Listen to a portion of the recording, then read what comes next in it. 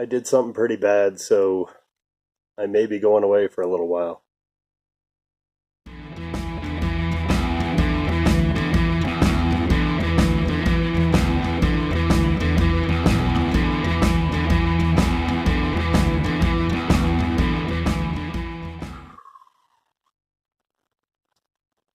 So I drive a big truck loaded with gasoline and diesel in southwest Colorado. And today I hit a cop car.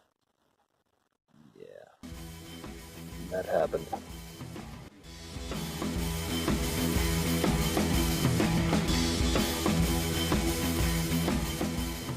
So the story is, I was pulling a hill with my underpowered truck, had about 1,800 gallons of fuel on it, and I topped the hill at around 30 miles an hour, and there was a traffic light just up the road, right over the crest of the hill, and obviously I had it to the floor. I'm trying to get up to highway speed. It's 55 there, and I'm doing 30 at the top of the hill. Had to get over a lane because it goes down to one lane after the traffic light, and there's a police officer in the left-hand turn lane parked waiting to cross traffic, and the car in front of me panic stopped when the light turned yellow, and well, I'm sure they panic stopped because they saw the policeman sitting there at the intersection waiting to turn. They were going straight, I was going straight, and they panic stopped, and I had nowhere to go. Stood on the brakes, and a truck that's loaded that heavy, it just doesn't want to stop. And looking for the best way to go, and I thread the gap between the police car and the Subaru, and there wasn't enough room. I knew there wasn't enough room, but at least that way I wouldn't hopefully kill anybody, and I just about made it. If the truck would have been 2-3 inches narrower, I'd have made it. But barely put a mark on the Subaru. It didn't even scratch the paint. It just wiped the dirt off the back bumper of the Subaru with my tire, and scuffed the front passenger fender on the police car pretty good. It'd need to be replaced, but at least nobody was hurt at all. And in hindsight, I keep running this through my head, like, could I have done something different? No. So, got points against my license, a pretty hefty fine, careless driving charge, and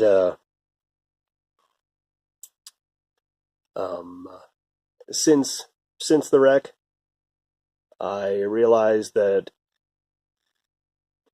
one of my back brakes was completely backed off, and initially I blamed one of the mechanics that was working on it. I still haven't ruled that out, but it could have been my brake adjuster backed itself off. Though I don't know. Pretty frustrating.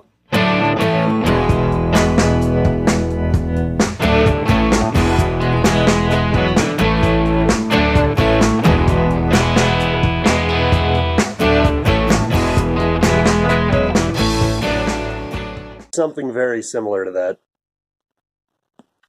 I think I've eluded the jail time, so let's get back to trailer trash. Get some stuff done. Got a new windshield. We're gonna try and put it in ourselves, because I'm cheap. Well, we got it. We didn't break it. That's all that matters. Well, this weather strip is supposed to have a lock bead in it to keep the rubber from flexing enough that the glass could actually come out, and couldn't find any fast enough. You can buy everything online, but I couldn't find something this weekend, and Glass Shop said, why don't you use some screen door screen fixing material? It's a flexible rubber, hollow, and it's gray, so it matches the rest of the truck. I'm like, it's perfect. So let's put some of that in there. Mary did a great job of defunking the seats. She got the vomit out, all that stuff, and they look really nice. 2 skylights in, roof vent, yeah, got some stuff done. Finished the roof too.